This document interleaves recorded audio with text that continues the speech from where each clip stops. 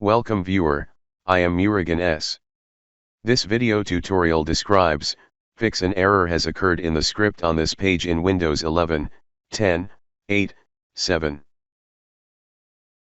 Type Internet Options in Windows search bar, click Internet Options.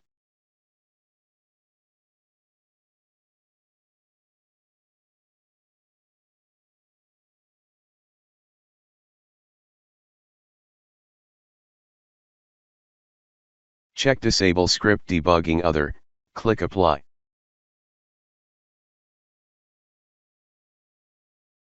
Click Delete under Browsing History.